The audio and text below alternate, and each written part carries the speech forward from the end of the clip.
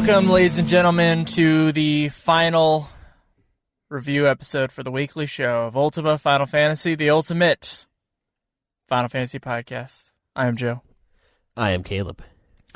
And today we're going to be reviewing our final Final Fantasy title, the 49th game we have played for the show. I was wrong last week. I said it was 48th, but it's actually the 49th. World of Final Fantasy. Just finished it. I finished it last week, and then Schweiss decided to cram it all in the last 2 days. And now we're here, and we're ready to go. Is that right? Yep. We are here. Okay. Well, any last words before we get started? You mean like on the show or like? I mean, like before the episode. Usually there's some chitter chat, like pitter patter, chitter chatter, you know. But I don't know what to say now. We beat them all. Yeah, it's. I mean, it's crazy. We've beat all of them, and then we've consumed all of the media. I think we all the media in English that we. Yeah. Yeah. So there's that, and then the only thing that's really left is that new 14 expansion and the stuff leading up to it, and then that's it. That's like, I don't know, it's crazy. I mean, 5.5 years of podcasting, and here we are. Who would have thought? I mean, other than us, because we knew it was going to take forever, but...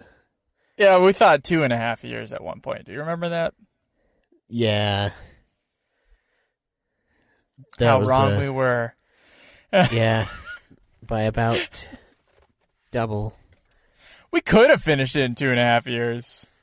Jesus Christ, yeah. If we really, put our shoulder to the wheel. But we didn't. Sometimes life happened. We decided to do the MMOs. We weren't planning on doing that at the beginning. Yeah.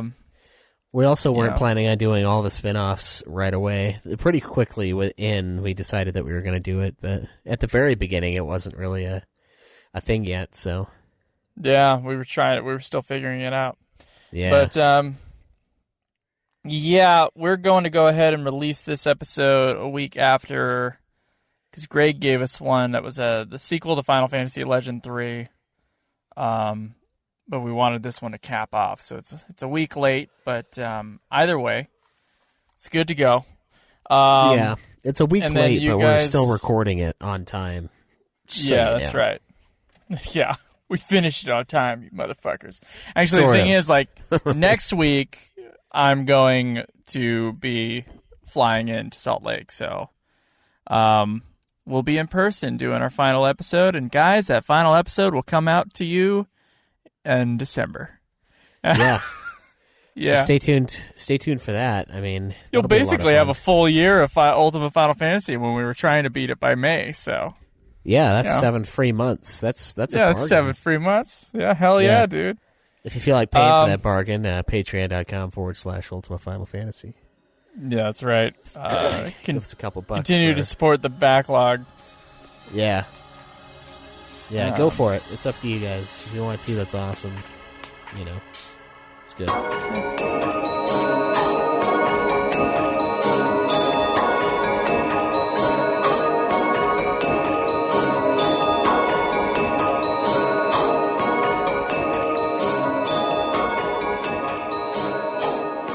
So, World of Final Fantasy. We played the original version, right? Did you play Maxima or just the regular? I played Maxima. Oh, you played Maxima? Yeah, I bought it. Oh, fuck.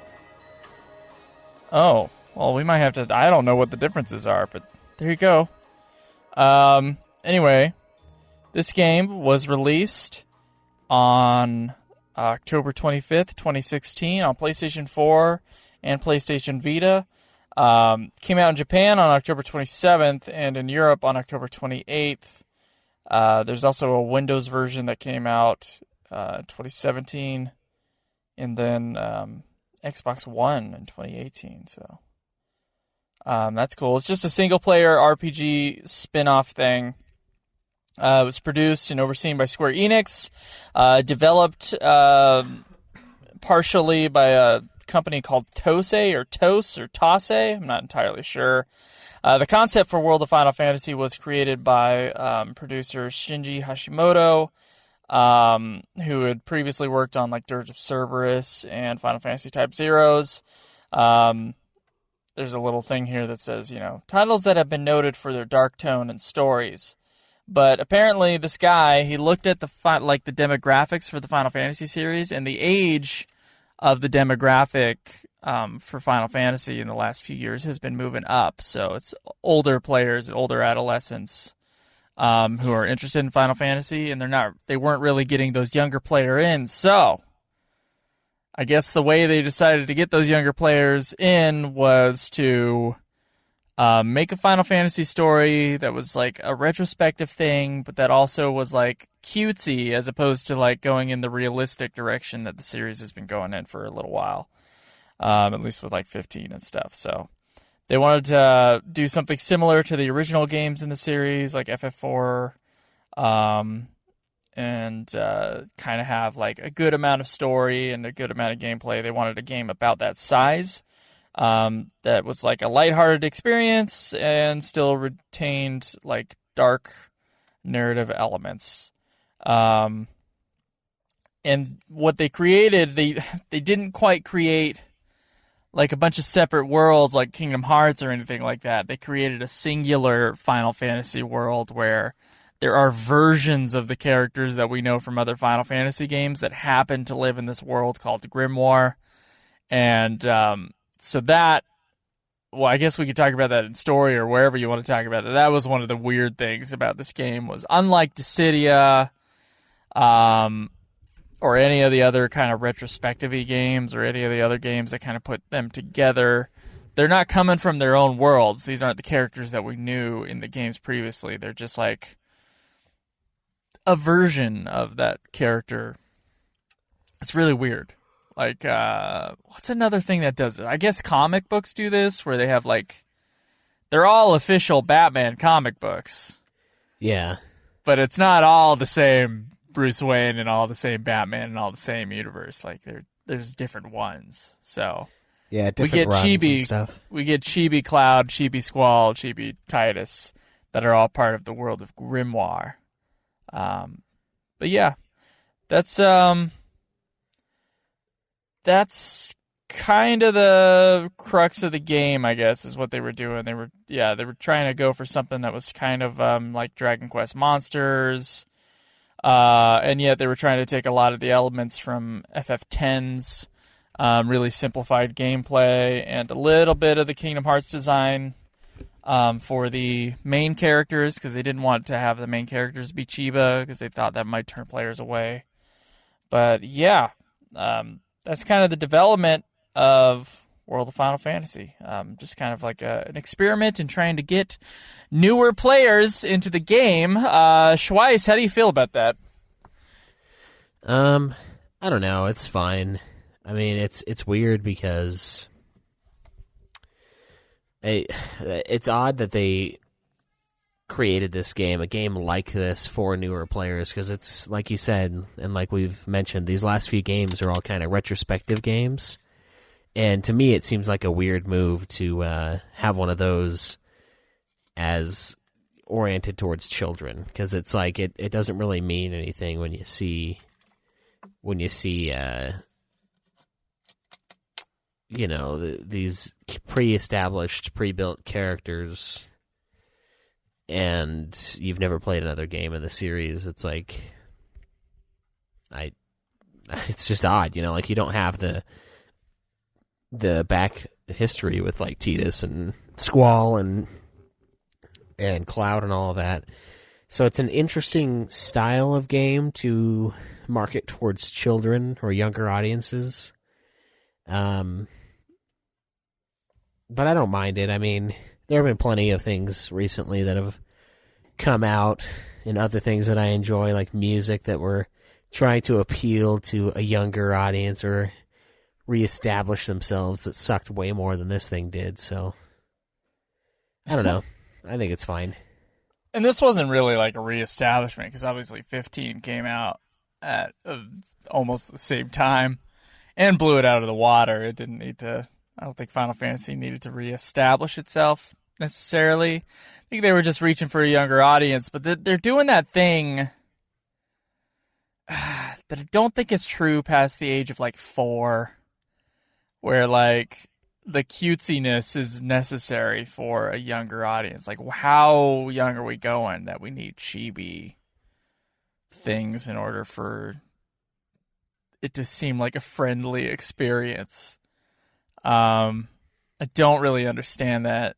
You know, oddly enough, Kingdom Hearts, they took the Kingdom Hearts style for the main characters and for like the world that they're in, but Grimoires is totally chibi, so it's just odd. You know, the Kingdom Hearts style is more for kids, I guess.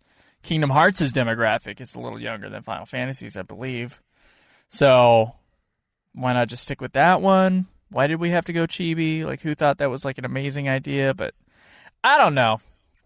I guess we can talk about that when we get to design, whether or not we're into that or not. But it is odd. I guess the lighthearted storytelling in general, I guess that was probably the right move.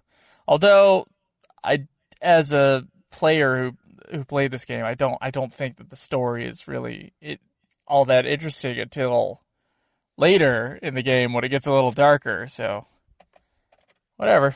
I guess we can talk about plot if you want to. Yeah, let's dive in, I guess. Let's dive it. Okay, so World of Final Fantasy. It opens up in a town called Ninewood Hills, which you will continue to go back and forth from for 40 hours. And you are a barista. That's how the game starts. Yeah, for the kids. You work at a coffee shop, and it's you. You are playing. It's Len and what's the other guy? Len and Rain. And wait, is it you, or like I? Lowercase Lan, u. Okay. Len and Rain. No, it's not I and you, although it is I and you. We'll get into that, I'm sure. Lan and Rain. Lan is kind of like the dumb boy character, and his twin sister Rain is like the smart one. So there's kind of like an interesting. I guess there's a cliched dynamic there, but it's fine. Whatever. They both have like these tattoos on their arm. They don't know where it came from.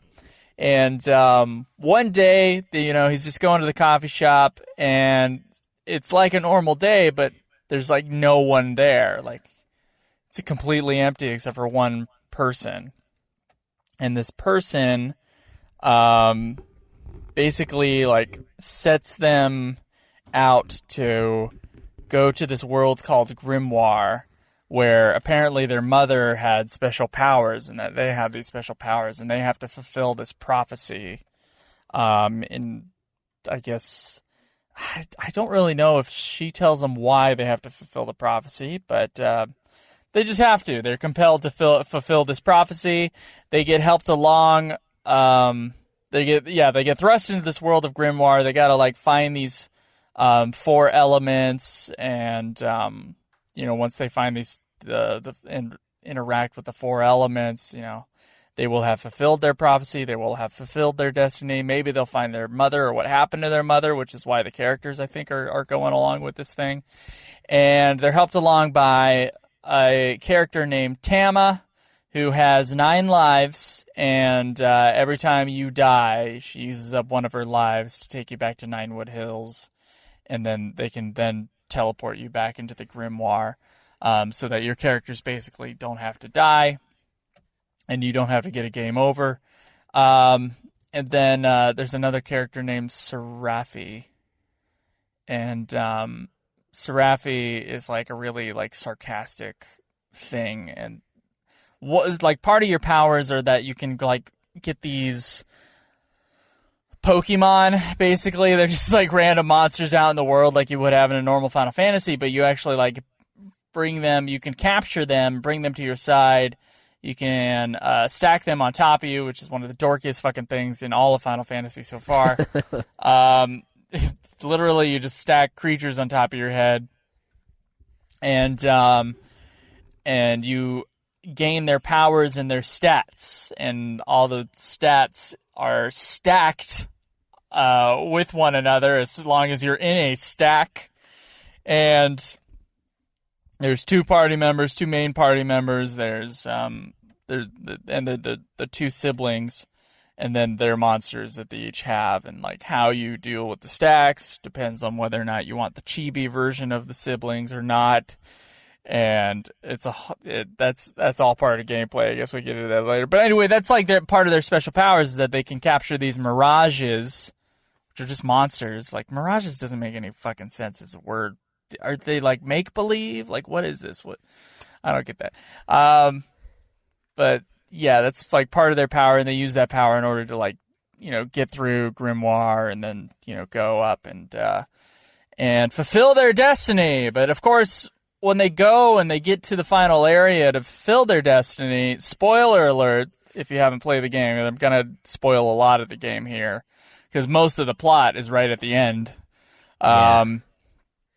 Spoiler alert, the bad guy wanted you to fulfill the prophecy, and he duped you into going on this quest via various means. So there's like the main baddie, who I just call Chaos, but I can't remember his real name in this game, because Chaos has been the bad guy for the last like 12 of these like retrospective games.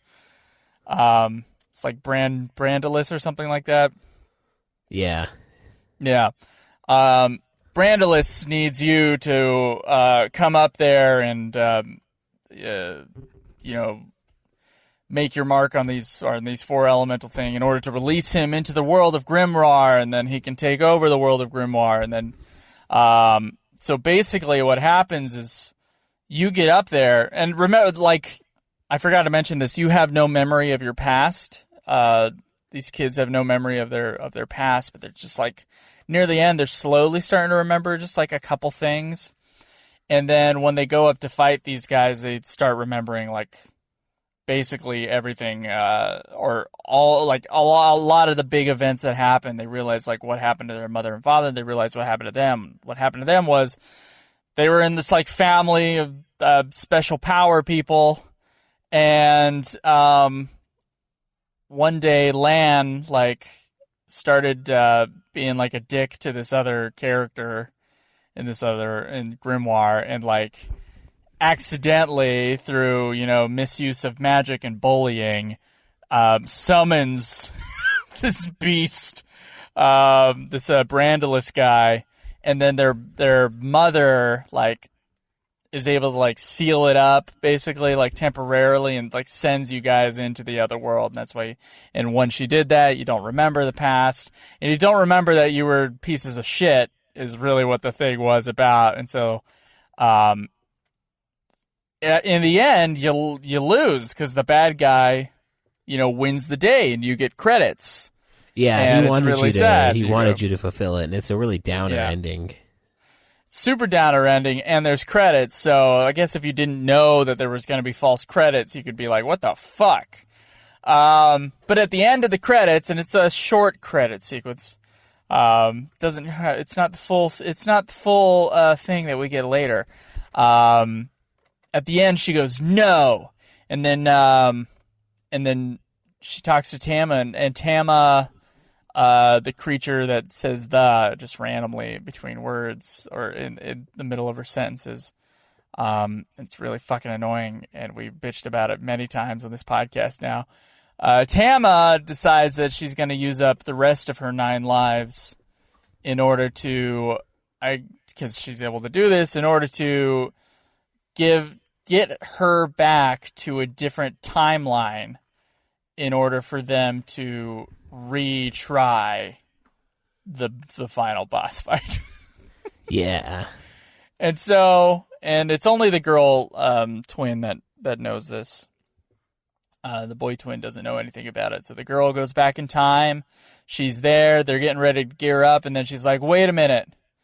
we need to become stronger. And so in order to become stronger, they have to then get these mega mirages, aka like the summons you would have in the other games like Diablos, Bahamut, Shiva, all those guys. They need to be on your team in order to make you stronger, I guess. And so you do that, you go out, you get these guys that you were missing before, and then you find out about, Tama, or the version of Tama in this world, and you go out and get her as well. And then you go and you fight the final boss, and then it's you save Grimoire, you kill your parents, because your parents are now working for the bad guys because it's the same plot as Final Fantasy Unlimited, and then that's the end of the game. Did I miss anything major, Schweiss, you want to talk about? I don't think so. I mean, okay. Yeah, it is bizarrely similar to the last thing we reviewed last week. I mean, with the fucking Final Fantasy Unlimited, you got two characters thrust into an alternate world, searching for their parents, and their parents end up being, working for the bad guy in the end. You even have a train at one point that goes straight up. I mean, it's a big mix. It's a big mix-around world with a lot of different environments. Yeah, a lot of strange characters, super episodic. It's as far as I can tell, it's the exact same story. It's not INU though. It's not INU. It's Len and Reyna. Wait, did I get that right? Lan. Yeah. I forget her. Yeah, Reyna. Jesus fucking Christ. All right. Already forgotten the entire game in 1 week. There you go, guys. Look at that. It's the memory wipe. It's the Final Fantasy memory wipe. It's what happens when you play 4 to 9 of these things in a row. There's a disease, it's like smoking too much. You're just going to start getting little things, like little fissures are going to open up in your brain, and you're not going to be able to remember the plots of these fucking things. Jeez, yeah. Anyway, what did you think about the story to World of Final Fantasy, given that we did bitch about this thing for a couple weeks when we just started the game? Now that you rushed through to the end like I did last week, has your opinion changed? Yeah, I think it's actually not too bad. I mean, at first I was not really feeling it, but I think once you hit about halfway, the second half of the game starts to get a lot better. The story starts sort of coming together, and the areas you're visiting are more fun to be in. And the game starts taking things a little bit more seriously, I guess. And I don't really think it's that bad of a game. And I know I said before that I liked it more than Cyber Sleuth Hacker's Memory. I don't think that's where I stand now. I think this is a better game for sure. You just said it's a better game twice. Yeah. You said before you said you didn't think it was better than, or you did think it was better than Hackers. So you didn't think it was better than Hackers. Oh, yeah. No, I didn't think it was initially, but I do now. It's, I don't know. It's kind of fun. I mean, the story's not that bad. It's not really, I don't know. It's not a good story per se. And it's a little bit tropey and it's a little cheesy. And the dialogue is fucking awful in this thing. Like the dialogue is fucking the awful? Yeah, it's honking awful. That's what they would say. It's just painstaking whenever I hear that in the game. Like when they say honk instead of fuck. Like it just grinds me. But I don't know. I think it's kind of fine. It's whatever. I mean, I thought I was going to hate this thing a lot more than I actually did by the end. And, some of the plot twist stuff was cool. It reminded me of a lot of other things that I've been consuming, like books and shows and stuff like that. It kind of tied in with numerous things that have been going on with me, so that was kind of fun. And Yeah, it's just Final Fantasy Unlimited, but you get to play it. That's right. No Kaze, unfortunately. That'd be sweet, but... No, that'd be more annoying than the extremely long Diablos animation when you summon him. That'd be more annoying than that, I think, if I had to hear every single chapter, it moved. Yeah. Yeah. Soil is my power. I kind of loved it by the end. Fuck it, man. I was like, yeah, I'm on board. I'm here. I'm ready. We are diametrically opposed with that opinion of soil is my power. Okay, yeah, I'll tell you what. Like, honestly, the story wasn't interesting until the ending. And it's like a pretty long ending. It's like the last 7 hours of the game. Yeah. Kind of everything after, like, chapter 20. But remember, you got 20 chapters of, like, I don't even remember what the fuck happened in 20 chapters of cutscenes. I honestly don't remember. They set off on the journey. I know there's, like, some wars going on. You get some Final Fantasy cameos. They're on these, like, little journeys. You have to do, like, one little bit of a, like, you'll have, like, a small puzzle area you got to solve, and then you get some fights. And that those things go by so fucking quickly, and nothing is really, like, affecting anything, that it almost, like, yeah, so much, I guess 2/3 of the game is, I think my playtime was around 24 hours. 2/3 of the game is completely, like, just not even in my head anymore. It's just gone. Because it had no effect whatsoever on, like, what happened at the end. You get some, like, character interactions and stuff like that, which is fine. But there was quite a few cutscenes, and none of them mattered. And not that they needed to matter, but if I'm going to judge the story as a whole, right now all I'm thinking about is the ending stuff, which is really dramatic and really cool, and there's some, like, time travel and shit. But that beginning chunk, that huge beginning chunk, not that fun to get through, either in gameplay or in story. So I'm pretty mixed on the story aspect of this thing. I did, when it became Final Fantasy Unlimited at the end, with all the plot twists being exactly the same, that's when I was like pretty into the game. Like, and I was like, oh, I wish it kind of had a little bit more of this, a little bit more mystery and stuff going on, pulling you through the beginning chunk of the game. But, you know, it makes up for it. It makes up for all its kind of clunky, vapid, like, emptiness that is the beginning 20 chapters. Yeah, and I totally agree with you there. It was super boring. I mean, you and I could barely play this thing in the beginning. Yeah, it was like 30-minute chunks, and that was it. It was like, fuck, man, I'm done. And Tama at that point was also nonstop talking.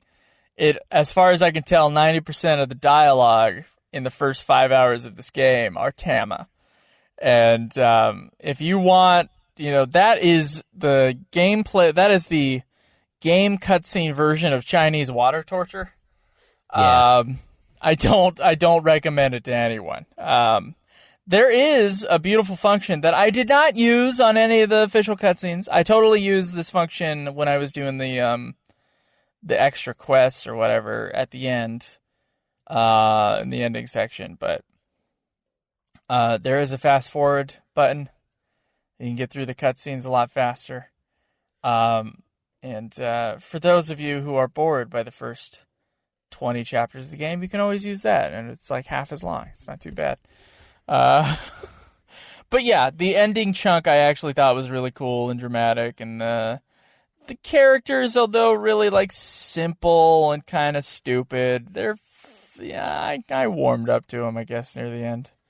The twins and their little dumb interactions with Mr. Honky and Tama, and, like, the always bored and pissed off. I guess it's like Roseanne. Yeah. That's exactly who it is. It's fucking Roseanne. Just always like flat and mean. Thought that was kind of fun. Yeah. I loved her when she would introduce the game in the menu because it was just World of Final Fantasy. And I'm like, yeah, that's how I feel too. Not alone. No, but yeah, it totally it grows on you, and the story gets much better. Also, the gameplay gets a little funner, I think, as well. So yeah, once you actually start getting abilities and stuff that you can really tinker with, yeah, it gets better. Yeah, once it's not just like an onslaught of the Cure 1 spell, high potions, and just plain attacks. Yeah, it's a little better. And that was most of the game as well. It was the first 20 chapters. But yeah, it grows on you. So I guess we feel about the same way about the story. That kind of like that false ending credits thing I thought was pretty cool. This came after Nier Automata, right? Yeah. I think. I'm pretty sure. I don't know. And I don't know if Nier Automata got it from anyone. I know they've done it in film a couple times, but it's a really that was a pretty cool little twisteroo on there. If I had not known about it, I would have fucking just put the game down too. So I'm glad someone warned me that there was still more game left. Yeah. But yeah. Yeah, that's the story, guys. Any other thoughts, Weiss, before we move on to gameplay? Oh, I guess Nier Automata came later. I just checked it. It's like 6 months later, but... Oh, damn. Nier Automata stole it from World of Final Fantasy. That's right. That's right. That's right. They totally played it. You heard it here, people. So another aspect of story, though, they have these little missions that are like memories. And these are, you kind of get the behind-the-scenes shit that goes on with some of the heroes of the world. Because one of the things that's happening in Grimoire is these random people are basically just turning into heroes from another world. Like the first one we see is some soldier in the Kingdom of Cornelia. He turns into the Warrior of Light. Oh, that's right. Yeah, so like these champions are coming out, and they're kind of just like robbing these people of their individuality and their lives. Because like when the champion comes out, they're like, "Now I'm this. Before I was Steve, the bread maker. Now I am Warrior of Light." What if I don't even want to fight? Yeah, too bad. Destiny calls. And like they have these little submissions that are like memories of these guys, and it's kind of shitty because you go in and, like, instead of them overcoming the great odds, they just get you to overcome them for them. And then, like, at the end of every one of them, they're like, well, thanks a lot, guys, for helping us out. They, like, know, they sensed that you were there and made it easier for them. And those are kind of cool, I guess. You get some more side stuff that goes on, but none of it's really super important.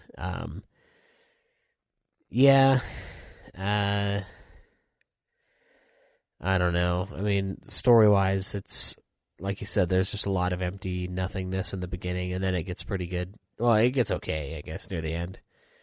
Let's see, what else do I have for story? That's probably it. I mean, it was fun seeing all the characters that we know and love show up throughout the title, but I don't know. They missed a few too, like Cecil and. Well, yeah, the characters they chose. It seems like it was like one per game, except for FF3, and they gave us a nice little region of. They were kind of random. I mean, we got like 4 of the staple characters. We got Cloud, Squall, Lightning, and Titus, but none of the other staple characters. Yeah. I guess we did get Warrior of Light, but like we had like Sarah from FF1. It was Edgar from FF6, like and then like someone from Dirge of Cerberus as well. You pointed out they were from Dirge of Cerberus. I did not remember who they were. Yeah, Shulk, yeah. Yeah, Shulk. Yeah, that's the weirdest one. Odd. We got a Shantoto from FF11. Very interesting collection of characters. Like, Dissidia just does, like, they know how to pick them, you know. It's just like the main guys. But this one, they were just kind of like, let's fuck around. And they did. Yeah, it was just fucking, like, just the most random cast of, like, FF leads you could ever have. But, yeah. Doesn't really add anything to story. I know that you do those intervention quests. And honestly, I skipped, after, like, 2 of them, I was like, fuck these intervention quests, because they're all the same goddamn thing. It's just like, something's happening, fight, and, you know, like, our brave heroes that we don't, that we know and love from Final Fantasy can't handle these guys. You know, we need, Len and Reyna to, like, take care of it for them. And, I was just fucking like, okay, whatever. Who cares? So I started skipping those cutscenes, because they're also not necessary for the actual full game. They're not like part of their extra stuff, most of them. So, anyway, let's get into gameplay.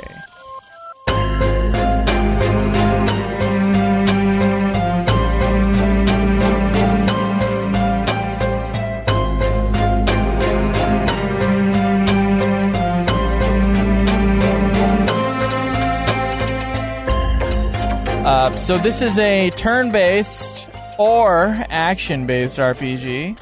Yeah, you decide. Old school, very much like FF10 or like FF4, depending on if you want your status to be on wait or on active, which I always do wait when given the choice, because I need my time to make decisions. And sometimes I look away, or sometimes I can't, get a bite to eat out of something I just cooked, or whatever, so... Yeah. It's very important that I'm on wait mode. I usually do active, but that did not work out well with this game, so... Yeah, you also get 2 options. You also get 2 options for menus as well. There's classic FF menu, which made sense, and then there was the one that the game started you on, which doesn't make any fucking sense, so I switched that shit immediately. Oh, wait, what? The classic menu, what do you mean? I mean... In the game, in the battle, like, you were, like, pressing triangle and shit to do certain moves, right? Yeah. Yeah, fuck that. You could go... It had, like, the little option. You could toggle the menu type, and you could go to classic menu, which looked just like the old Final Fantasy menus, where it's got, like, attack, Fuck, that would have been nice. Items, magic... Well, it was on there. It was out in the open, man. If you play your battle right now, you'll see the option there. But then you can go into the settings and make that one the permanent one, which I totally did. Oh, yeah, I know what you're saying. Yeah, I did that. I used that one in battle. I didn't make it permanent, though. Yeah, I made it permanent because I couldn't stand the other one. I fucking hated it. There's like a way to make this game more action-based, and that's the way you do it. Yeah. It turns into like a lightning return. I wanted it to be comfortable. I just wanted to be comfortable playing this game, so I put it on the classic menu, which I really appreciated. Yeah, most of the gameplay, however, like we already talked about how you stack mirages on you and you get their abilities and stuff. And there's certain status effects having to do with the actual stacks themselves, as well as the regular Final Fantasy status effects. If a boss or if an enemy hits you like really hard or whatever, you could have your stack start wobbling and then eventually fall over. And so you have to stop yourself from wobbling. And if you fall over, then like the first character whose turn it is next, within that stack has to restack the stack. And when you guys are apart, all of your stats for each of those characters are separated, so you can get pretty mowed over later on in the game if they're all separate like that. So it is actually like important to get your stack back up or whatever. But otherwise, it's just kind of like a regular ass Final Fantasy. There's summons in the game. It's kind of like FF12 where they take your place, but they only take it for like one turn. So you can use them as a meat shield or use, if you decided to level them up, which I didn't except for Diablos, you can use some like special abilities or whatever and take them down, but that's not really... You can get that much earlier in the game, and I didn't do that. Neither did Schweiss. And I know this because Schweiss had to go to the Coliseum and get Ramu and Shiva and Ifrit. But you can have those summons like pretty early on. As soon as you get to the Coliseum, you can start getting the big time summons. They can replace your party and all that stuff. Yeah, and they don't call them summons. They call them mega mirages. We don't call them fiends or monsters either. We just call them mirages. One of the weirdest fucking things. Anyway, you get them and you capture them in your Pokeball with your Pokeball powers. You know, the tattoos on your arm, I guess. And then you store up like all these creatures, and you got to go to a save point or to Serafi to like organize your shit, because you can only have so many creatures in your Pokedex, and then when you're out like fighting, the creatures that get leveled up are only the ones that are in your Pokedex. Wait, how many slots did you have? I had however many slots there were. It was like default, right? I think with Maxima 12 slots or something. Oh, okay. Yeah, mine had 12. Okay. Oh yeah, that's what it was. So I just kept like the big guys that I thought I might switch out later out there. And with each of these guys, it's so fucking, it can be, and I was kind of overwhelmed at the beginning of the game with this thing. With each of these Pokemon, fuck it, they're Pokemon. With each of these Pokemon, you got to go in and level them up. They each get like experience points, and then they get levels, and then they get SP when they get levels. So they get little stat boosts, and then you can use the SP, and you got to spend the SP. But you got to go into every single one of these motherfuckers' menus. Yeah. And go into like the Crystarium of each of these creatures to get their abilities. Yeah. Because it's not like you got like a million of these things and you already have 12 of these things in your menu, and you have 3 of them stacked on top of you. So you at least have to keep up with 4 of them, right? Because you got your 2 main characters and then the 2 that are stacked on top of them. Because fuck the chibi version. I was always the chibi. Oh, you were always the chibi? Wow, I was always the other one. You got to go in, and every time they get SP, you have to go into their menu, and then you have to go into the Crystarium for each of these fucking guys. It takes for fucking ever. Yeah, it's one of those RPGs where you're going to be in the menu for a long fucking time. It's like long time. And like, you remember when we played... God forbid you want to switch up your party too, because then you'll have to maybe he was in your Pokédex, maybe not. If he was in your Pokedex, then cool, he'll be plenty leveled, but then you have to go into the Crystarium and go through all that shit. Dear God, some of them have, like, you can't get to the next stage of evolution unless you get a special item or whatever and give it to Serafi. Like, there's some bullshit around some of these, too. So you don't even know, like, which creatures are really great to have in your party or not. You just kind of, like... Honestly, get some like relatively strong guys at the beginning, and if you level up plenty, like, you're good. Get the behemoth thing. Like, just get the baby behemoth. Because that thing, it has no blockades. It's got a lot of attack. You know, it's got counter and last stand and shit like that. Great monster to have on your side.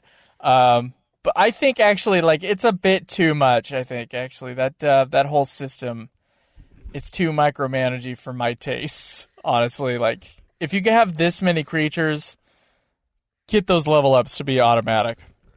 Yeah, and you can only do so many like customizable things. It's just like the Crystarium in FF13.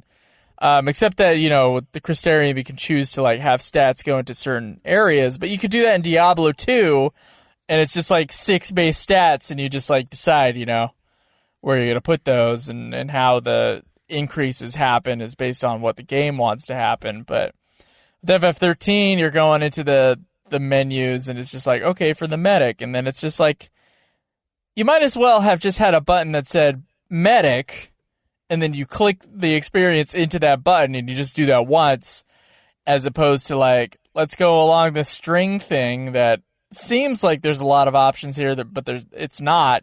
It's not like FF10 where there actually are options on this big, huge board. Yeah. It's just a linear leveling up system that's like flashy.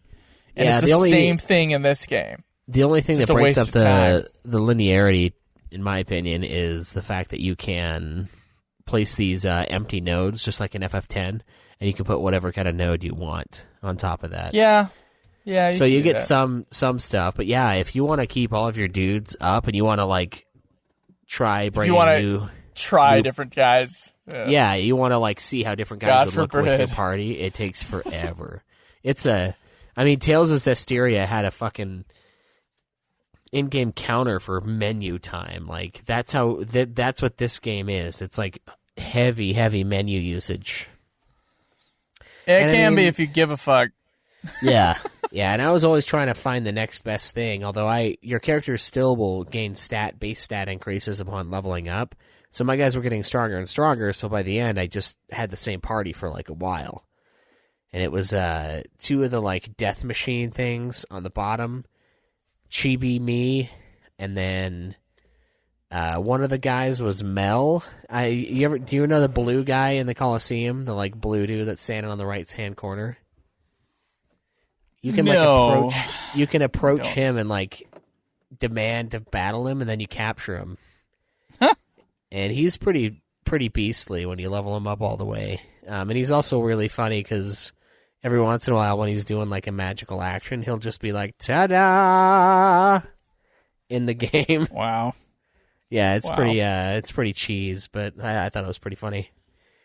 So that was my one stack, and the other stack was another death machine, and then Chibi number 2, and then on top it was it was like the pony creature.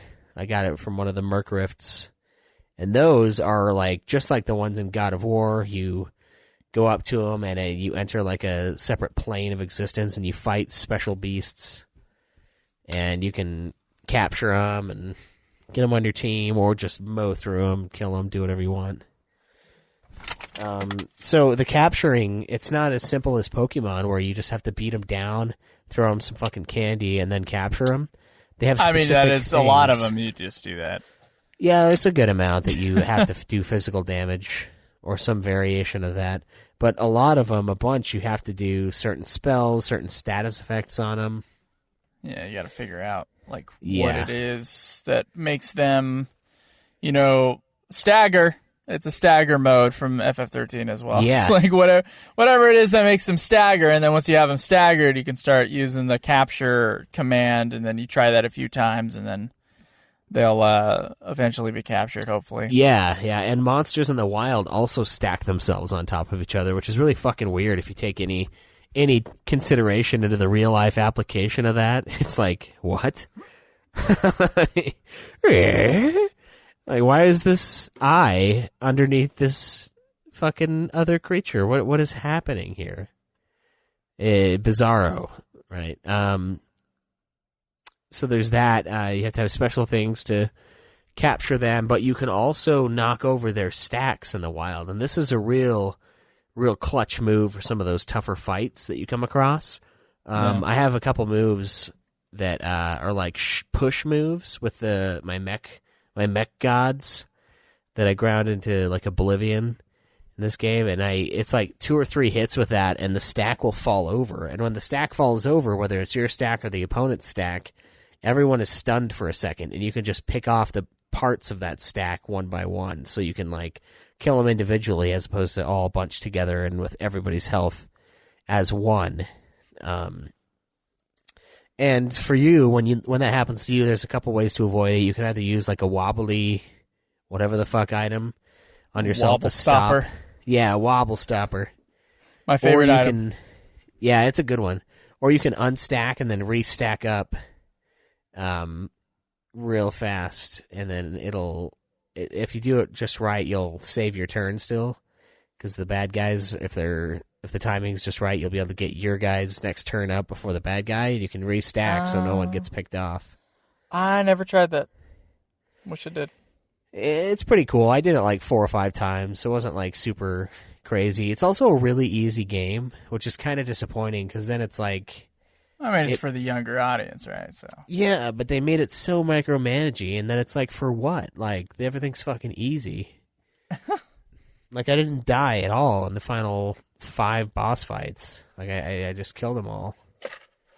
Hey, now. I had to do that thing at least 4 times, I think. I got really close all but one time, and I was kind of mad at myself that I died. Because it was never like, oh, it was too hard. It was always like, fuck, I should have, why didn't I heal? I should have just healed. Yeah. I don't know. I mean, I did spend, I think you said your final time was like 24, something like that. Let me see if I can find that. Mine was 38:37. Jesus. Yeah, and I fucked around a lot, and I fucked around a little bit after, and there's totally a fishing minigame in this fucking game, dude. No, what? Yeah, and it's fucking Noctis. And he's in the Final Fantasy X world. He's out on the pier fishing, and it's like a little minigame. Oh, that's got to be buttons. Maxima only, right? It might be. I don't know. Yeah, I bet it is to have a Noctis in the game. Yeah, probably. I mean, 15 was supposed to be out before this, but it ended up coming out after because of the release date. I think it's one or the other. Yeah.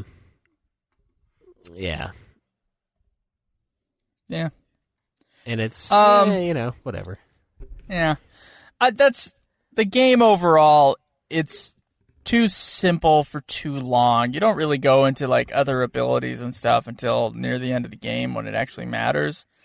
Yeah. Just remember, it's like at one point I switched from just using potions over and over again to using high potions over and over again. Then once you finally get past that point, it becomes using Cure and then Cura. And like in the Cura area, that's when things are actually like using status effects and hitting you pretty hard. And you can use abilities on them and stuff like that. But there's nothing really that challenging in this game. Up until near the end, and then it's like slightly challenging. It's not like frustrating, which I'm happy with because I've hit some really fucking challenging games here in the last year. Yeah, and so I'm okay with definitely ending it on an easier note.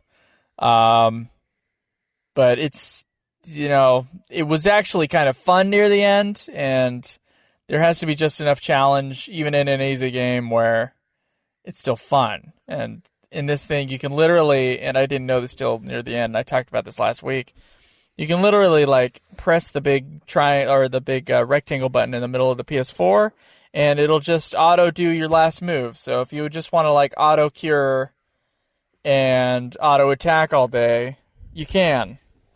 And you can just like let them go, and you can do the speed battling thing as well. And like, they know that the grind is so mindless in most of this game that they just have that as an option. It's not even like a remaster of a game. It's a fucking new game. They're just like, yeah, just have the fast forward button here. Yeah, and it's totally usable in cutscenes and shit too, which is crazy. Because then they're like, yeah, we know you don't want to actually watch these things either, so fuck it. There's a fast forward and a skip. And I used to fast forward a lot near the end because it was getting kind of crunch timey. And I was like, okay, I need to finish this game. And so I would fast forward, but I would just read everything that went on instead of having it spoken to me. There's that. I know that you can do the Japanese voice acting, in my version at least. I didn't do that. I kind of wish I would have. Just to see, You can, but then I wouldn't have wanted to read. That's true. I don't know. I mean, It's got some fun stuff. The minigame section near the end, there's like a part where you have to go and like basically there's an area in the game with this chick at like drinking tea at a fucking table, and she is able to stop time, right? And so to be in 5 places at once to help 5 different people getting assaulted by the armies of the bad guys that, you know, come in to take over the world, you go to her and she teleports you into these other zones, and they each have weird little mini games that you can play, and those are not really that great, but the nice thing is it doesn't matter if you do well in them or not, like, at all. So I don't know. Those were kind of terrible, but then I failed, and it's like, do you want to continue? And I'm like, fuck no. The Cactar Catcher one? Fuck. Yeah, I don't think that's possible, honestly. I don't think it's possible either. Fucking Christ, no, I couldn't do it. And then that was the moment I realized, like, I just quit because I was frustrated. I was like, fine, I'll fucking do it later. And then it was like, oh, I beat it? What the fuck? Yeah. I still beat the quest, and I didn't even beat the quest. Yeah, it reminds me. It reminds me of the volleyball. You tried. Here's a star. Yeah. Yeah, the volleyball thing in Crystal Bears. Yeah, it was that painful. I mean, I knew I could quit these ones though, so that was nice.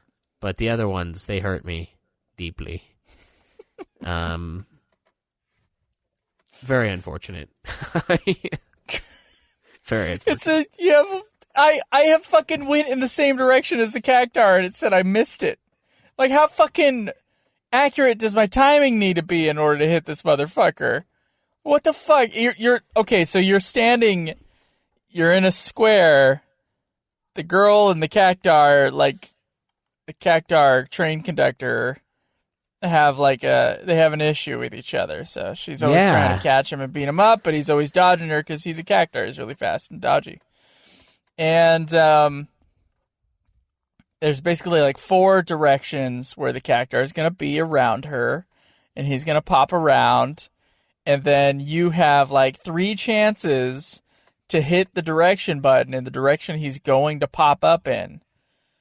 And it's just totally random. And as far as I can tell, you can't beat it. So that's that. It's super frustrating. I was on it for like 5 minutes, and I was just like yelling, and I thought I had to beat the fucking thing, and thank God.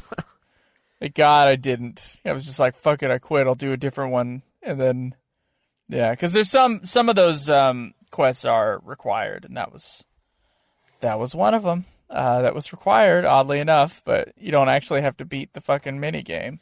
Yeah, thankfully, because they're all kind of not great. Yeah. But there's those. I mean, the fishing minigame is kind of fun, I guess, but it's just kind of whatever. Most of the levels in this game have some kind of like odd, very simple, usually, puzzle in order to get through the area. That was kind of like one of the better aspects of the game. They are super simple, and most of the time they were pretty easy to solve. I only had like a couple spots where I was like, where do I go? But they have to do with like using weights and stuff, the weights of your creatures in order to like trigger some kind of change in the environment in order to get the correct path to open up and stuff like that. Pretty standard Final Fantasy fare, but I enjoy that part of Final Fantasy. That's a part of Final Fantasy that's a part of World of Final Fantasy that I thought was actually pretty nice, pretty cool, and it's throughout most of it. I know that your favorite part was the Crystal Tower, as was mine. Oh, God. Which you said was worse than the original Crystal Tower, and I'm here to tell you that's not true. And you would know it if you didn't have your little cheaty bullshit thing that you did on your goddamn Amazon Kindle in order to fucking skip through all the hell that I had to go through with Final Fantasy 3. You would know that. But yeah, Crystal Tower was a really long version of that, but you would basically like hit these crystals and teleport around and eventually like find the path, and then you go up the path, and yeah, I guess that's pretty much the gameplay. I can't think of really any other aspect of the game. Can you? Yeah. The fucking ice puzzles in the ice area. Those were like, felt like a fucking moron for a couple of those. And it's funny, I remember seeing you playing that and getting stuck on it, and I played through that part with like almost no problems. God, yeah, it was really easy when I figured out what to do by being told what to do. I was like, oh yeah, that was I guess I didn't go that way. But yeah, just go the way you didn't go before, and you'll find the path. There's only like 2 ways to go in each of those things. Yeah, I think as a game, it's a little too easy, I think. The micromanaging menu system, I think, is a pretty big detractor, considering the fact that everything else is really simple in this game. And that's really simple, too. It's just time-consuming, and it doesn't need to be. Maybe a little bit more challenge throughout the game. Not a ton more, just a little bit to make the gameplay a little funner. Maybe the default battle speed should be faster, and they wouldn't have needed to have the little fast-forward deal. I feel like they copied FF10's battle system, but FF10's battle speed is extremely fast without any fast-forward thing, right? Yeah. So, like, why didn't they copy that part?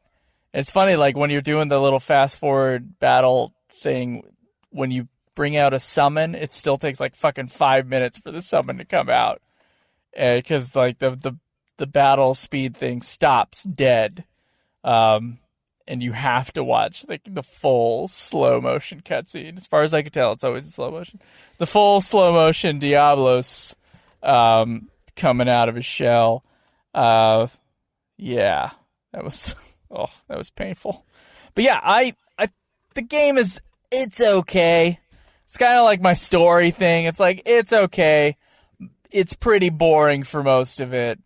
Just really not a good place for this game to be in. It's that, like, the story is kind of dull for most of it. The gameplay is kind of dull for most of it. But there are plenty of, like, extra things to do. And then when the game is near the end and there's actually a little bit of challenge involved, it does get a lot more, like, standard Final Fantasy fun. But it's not anything like super special. I guess the capturing of the creatures could be fun if you're really into that. But once again, the leveling up system with the micromanaging Crystarium equivalent is fucking atrocious. So, yeah, you also have to weigh that in there. The capturing is fun, but again, yeah, you're right. It takes so long to get anywhere with the captured beast that it's just like, fuck. Okay. It's just a lot. Yeah.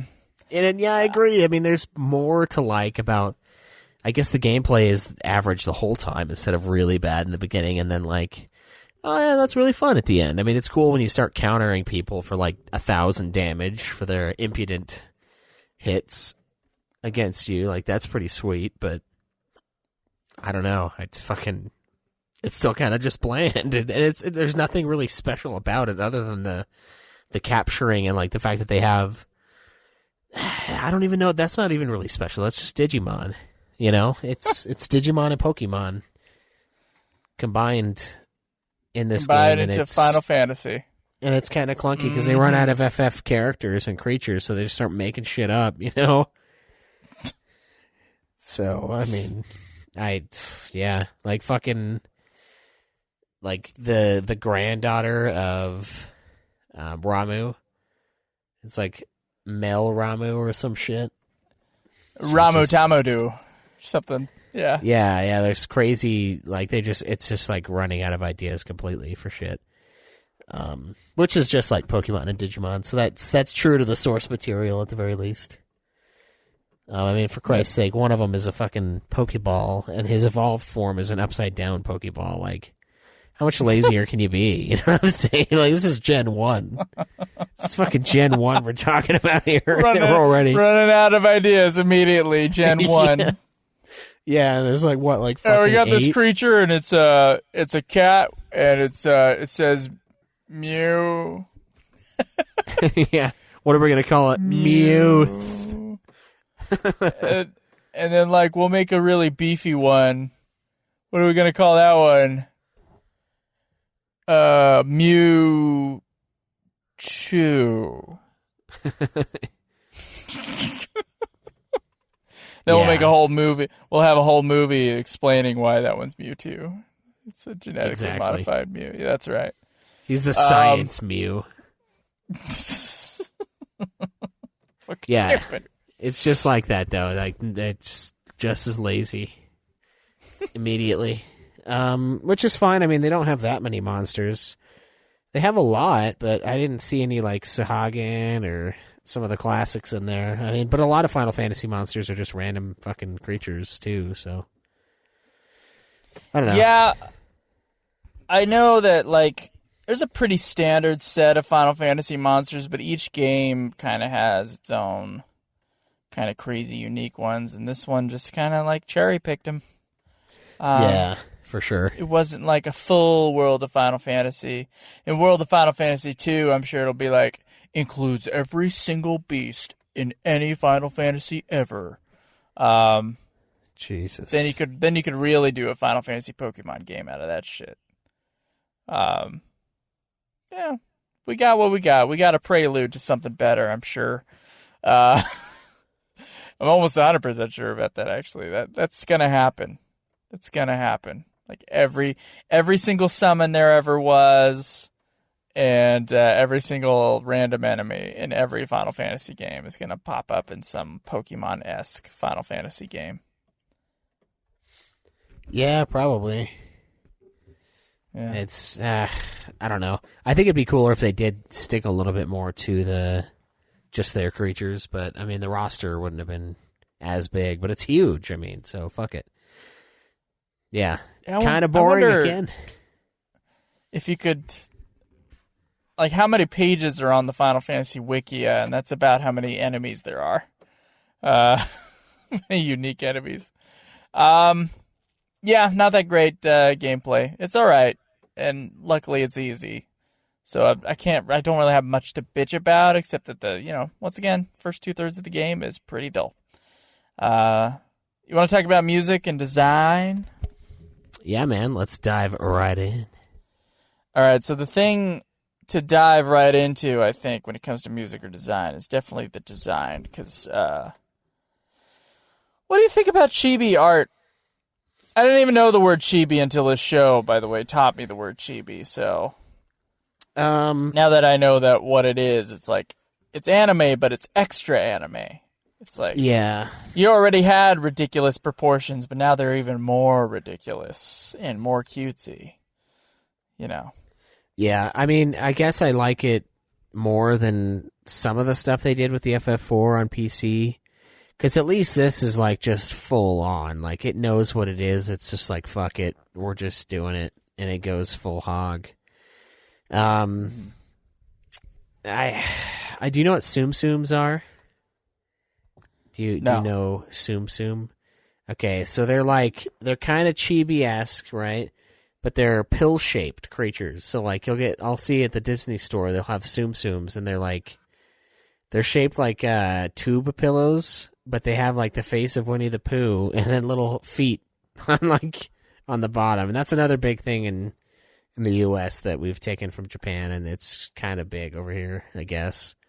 That is, I guess that's less egregious than this, as far as like the craziness, because it's just a tube. It's like they packed whatever character it is into like a fucking, the intestines of whatever animal they're stuffing, and made it into like a little, a bar of meat. So, wow. Yeah, it's really weird. That's one way of describing that. Yeah. Oh, did you look it up? No, your description fits. Yeah. I don't know. It's fine, I guess. It's weird. It's weird to take. It's kind of hard to take it seriously as a serious plot when there's like many people walking around like they're all chibied. Yeah, that's true. Oh my god, like we're gonna save the day, and like everything that has to do with the main plot is not chibi. Everything that has to do with Grimoire is chibi. So like the main characters will look like they're Kingdom Hearts guys, and then the fucking lightning, fucking tire-shaped lightning will come out of nowhere. It's goofy. It's definitely really goofy, and they kind of have fun with it. You get to shrink your character or whatever to get through some of the puzzles. And you have your own chibi versions where they can kind of go through Grimoire normally. How come none of the people in Grimoire aren't looking up at him and being like, why the fuck do you look like that? What the fuck are you? They're not like attacking these monsters.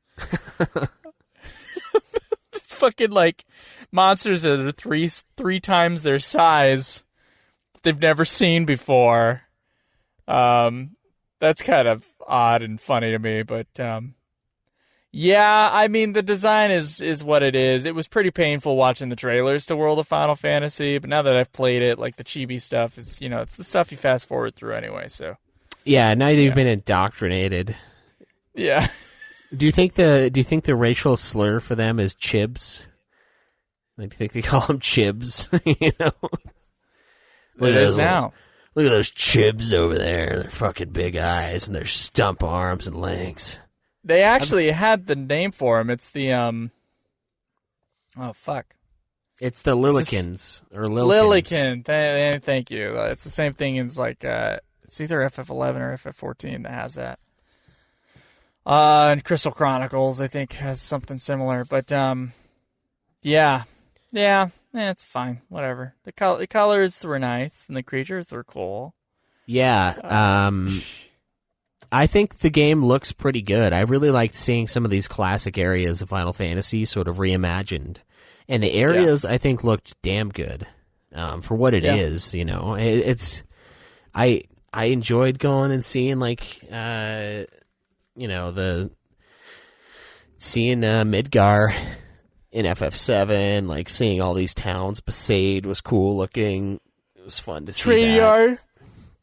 Yeah, Train Yard was really cool. Graveyard, Crystal Tower, once again, the best place in the game. Yeah, I had to go all the way back halfway down, I guess, when I needed a puzzle solved. The coolest looking part of the game was actually one of the original areas for me. It's the chain, the giant chain that you have to walk up. I thought that was pretty cool. Yeah, that reminded me of the big bridge a lot. Yeah, the environments are really awesome. Yeah. The creatures are kind of cool looking, I guess. They're like weird demented versions of whatever they're supposed to be, generally. They're a little bit more cutesy. Once again, a little bit more Kingdom Heartsy than Final Fantasy. Yeah. But for the most part, you can kind of tell who's supposed to be who. And with the characters, same way. I mean, you can tell who they are, where they're from, shit like that. I don't know if I really had any problems with the design other than the fact that it's chibi, but I mean, I got over that, I guess. As much as you can. I mean, you gotta play the game. Yeah. So. I mean, it's not like I love it. It's just, it's there, and it's like, fuck it, whatever. We're playing this, so. Yeah. So, music, real quick, was composed and arranged by Masashi Hamauzu. With some contributions by Shingo Kataoka, Hayata Takeda, and Takashi Honda. It consists of nearly 100 tracks. Usually Hamauzu does like these darker things. He was just trying to do more lightweight stuff. They utilized one of the guys who did the Distant Worlds piano work, Benjamin Nuss. And so all the piano stuff is by him, at least with the original tracks from World of Final Fantasy. There's some goddamn terrible vocal tracks in the credits, which I don't even really want to talk about because they're just awful and they're J-pop and they're just terrible and it's too much. I don't like that genre of music. I don't know if I'm ever going to give a positive review of that shit, but yeah, just not a big fan. Yeah, just not a big fan. So. It's just too happy. Like, songs, you can't be too happy, man. It's too much. Most of them were arrangements of other Final Fantasy game music. Like when you were going through the FF8 area, you would hear like something similar to the FF8 track that played in that area. And most of it's like that. pretty damn good remixes of, in my opinion, remixes of the Final Fantasy stuff. And the original stuff was just kind of like cool piano-y stuff. So, yeah, I liked it. I liked the soundtrack to this music quite a bit. I had the headphones on, so, I mean, I heard it a lot, and it was pretty great. I did get a little tired of the battle theme, the regular battle theme that would play all the time. And I know that in the menu you can switch up the battle theme, which is now why I realize why they had that, is because they probably had some playtesters that were like, wow, that battle theme is getting real repetitive.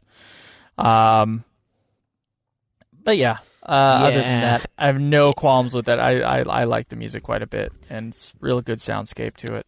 No, I agree. The music was a lot of fun. I mean, it's just classic FF tracks reimagined. And the original final boss theme was cool too. I had some flying trumpet in there. That was fun.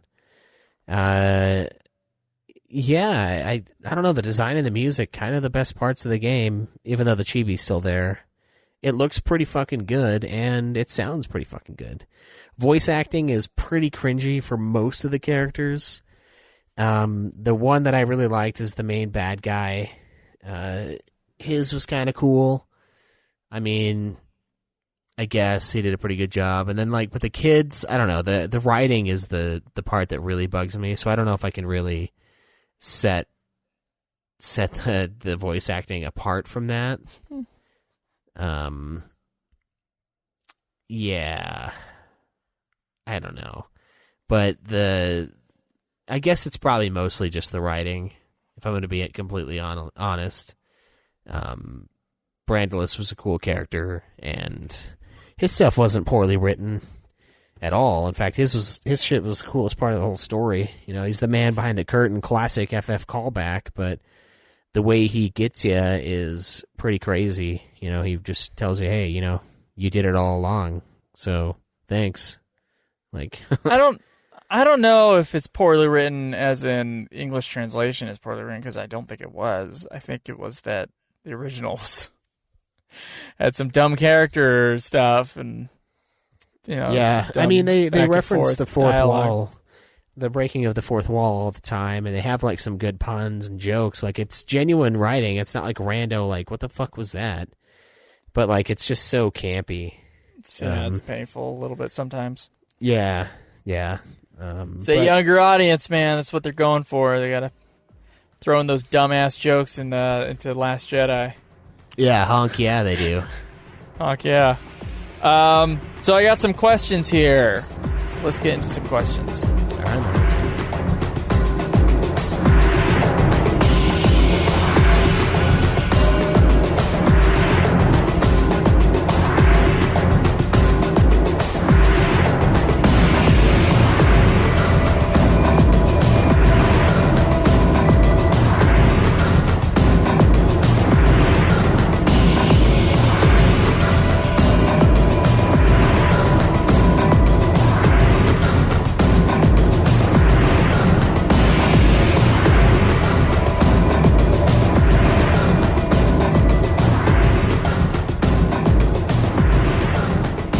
So, in our final days of our podcast, the amount of listener interaction has somehow just like gone to a complete halt. But 2 people gave us a lot of questions on our forum, so thank you guys.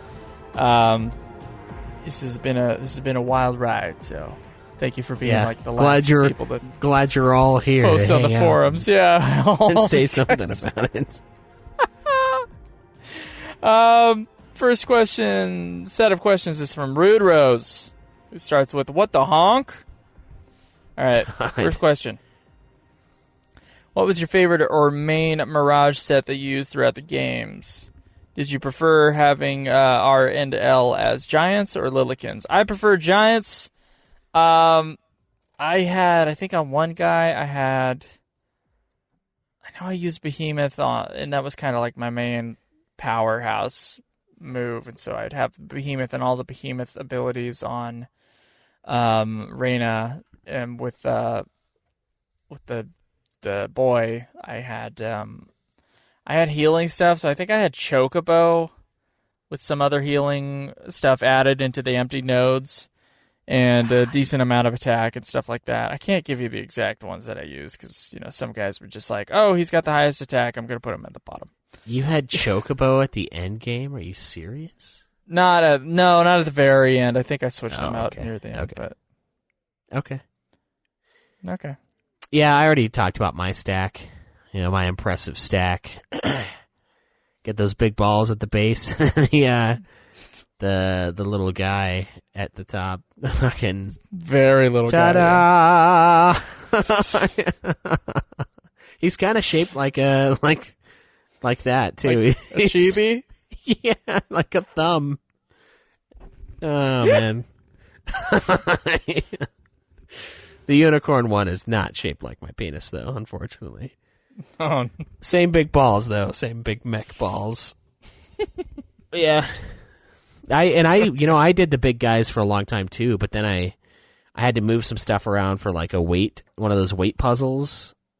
And then I just kept him Lilkins the whole time, and I was like, fuck it, this is pretty good. I don't think it really matters, honestly. It's just like what you decide to level up, because the game's fucking easy, so it's like, it just doesn't matter. Like, that's what's kind of annoying about it, is that it doesn't fucking mean anything. It's just whatever. You'll dominate this game no matter what you do. Did any of the villains leave an impression on you? I personally forgot they were in the game even upon reflection. The one guy, your dad, the guy that your dad turns into, the masked guy, he reminded me of the main baddie in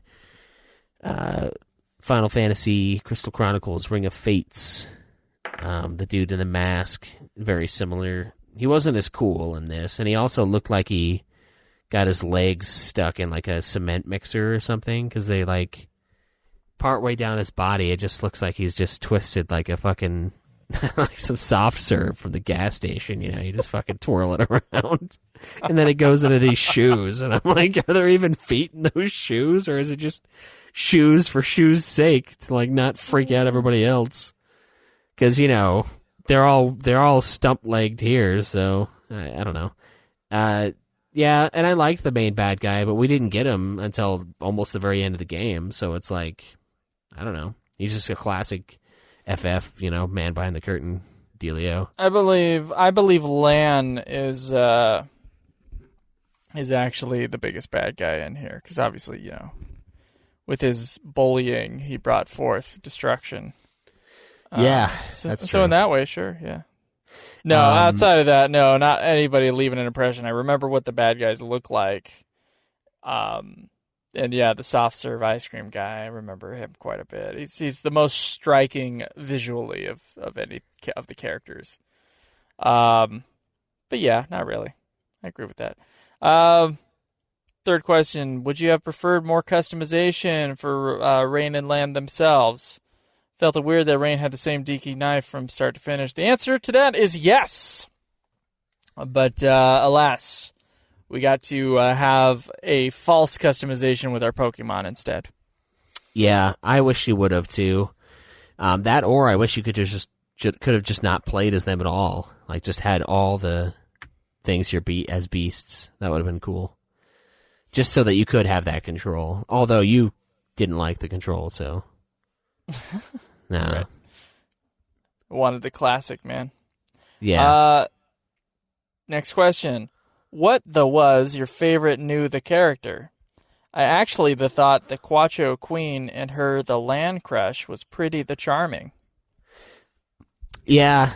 I think I sent some stuff to Joe on the Quacho Queen. Let me pull up what I sent to him here. You go ahead and give your thoughts first. Favorite new character is probably Seraphi. Or Seraph. I've been realizing I've been putting on the end of Rain's name, I've been putting an A, and I have no idea why the fuck I've been doing that throughout this review. But yeah, probably Seraphi. Just because of her attitude. Yeah. And it just made me want to watch the show Roseanne. Yeah. So here's what I said about the penguin. I said I kind of want to give the puss-faced penguin feminist the dick. And then I also said wipe that puss face right off.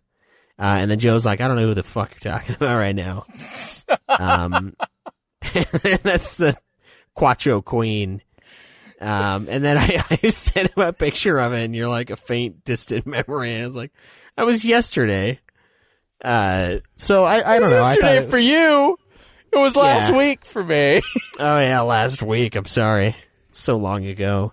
Yeah, I don't know. I kind of liked them. I mostly just like going back to some of the old characters, though. Like, I enjoyed the relationship between the guy who became Warrior of Light and the princess. That was kind of fun. Yeah. The love interest there. The forbidden love interest, right? Although, I mean, now that he's Warrior of Light, he could probably get away with dicking her. I mean, I would think so. He's like the fucking hero of the kingdom. You're becoming very crass today. Holy shit. It's 2:40 in the morning here, so you know. But yeah, it's no, a mere seriously, 1:40 over here. Yeah, I enjoyed that kind of stuff. It was kind of cool, you know. Did you try any of the mini games? If so, what was your favorite, least favorite? I can tell you, I tried a couple of the mini games. I guess my favorite was the chessboard, the blind chessboard, but I still lost that one, and I didn't like it. I don't understand that. Yeah. Yeah, none of it. I didn't like any of the mini games I played. Honestly, I fucking didn't. Sorry. Maybe there was some good ones, but I didn't do all of the quests. Obviously. Yeah, I mean, it had a fishing mini game, so you know that was fun. I guess it was all right.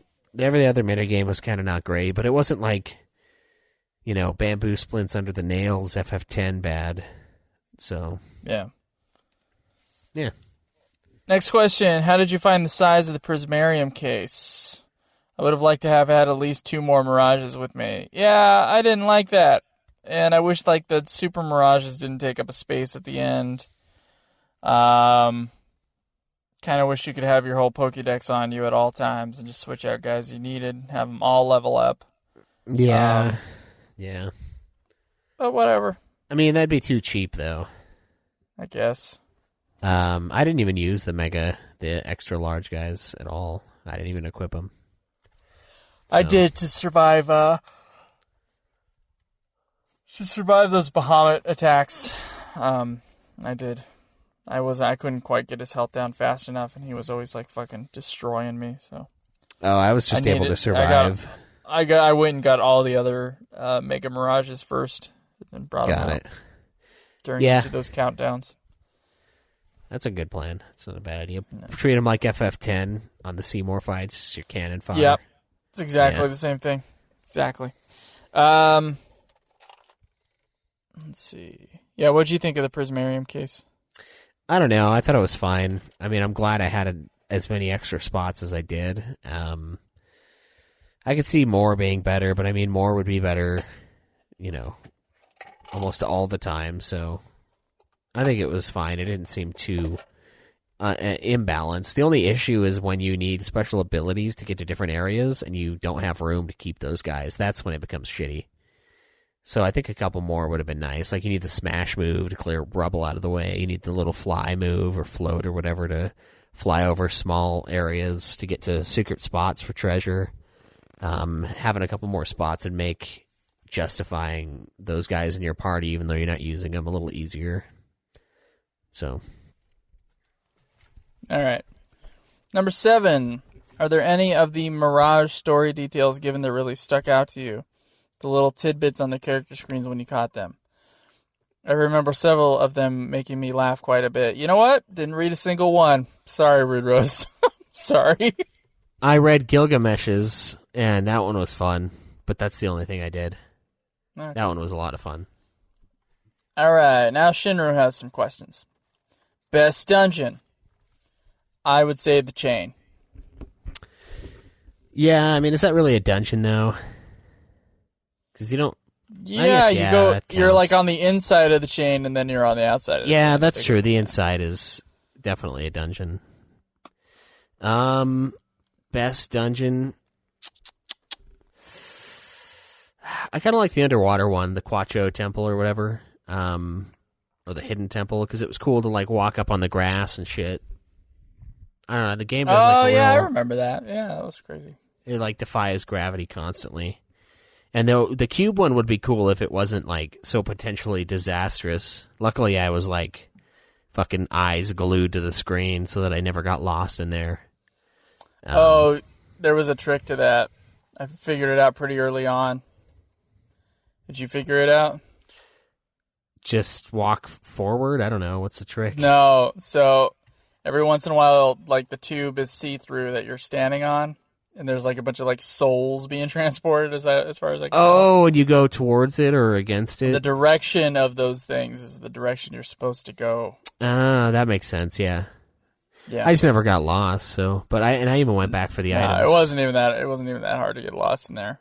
Yeah, I was afraid it was going to be like 13-2 when I got there. I was like, oh, fuck me, dude. I gotta beat this.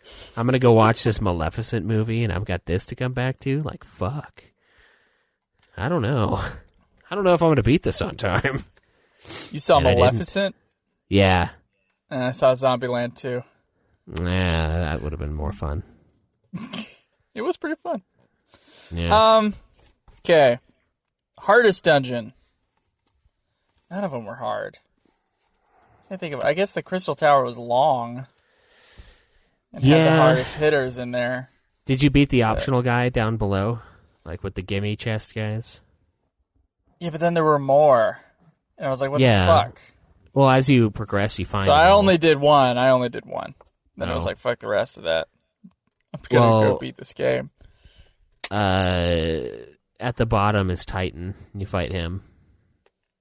Oh, it's like an optional boss? Yeah, it's easy, though. I captured him, and then I threw him in my party, and I never actually equipped him. I just fucking put him there to gain some levels, and I was like, yeah, you're trash. Get out of here.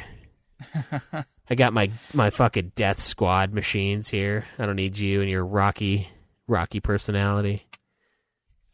Did you die to the final boss fights? I believe you said no. I did multiple times. I got really close.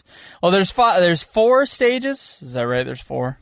I thought there were 5, but there's 4 stages of the final boss fight. And the first 2, you're fighting your parents. And the fucking dad / ice cream scoop. Yeah. He casts Doom randomly all the time. And the first time I played it, I was just like, oh, do I have to kill him before the clock runs out? The answer, no. You got to use a Remedy Plus because that fucking countdown goes fast. Yeah, oh yeah. So you get like 2 or 3 moves within the countdown clock, and that's it. So, yeah, the first time I had to learn my lesson about that, and then I beat him every time after, but I think I had to get to the final boss 3 times after that. I think I died twice, both times really close, like within like 2 or 3 hits both times. And I fucking just wasn't very smart or conservative enough in my battling, and I just fucking got wiped out. But it's not that it was hard. It's just I was stupid. So I had to do the final boss fights. I had to start those 4 times. And I had to fight the final guy 3 times. Okay, final boss design was like classic FF era boss style, right? Overall, I think like crazy big beast guy at the end, yeah. Yeah, it fit. Once you got to the final phase, for sure. You're like out in space and shit. Yeah.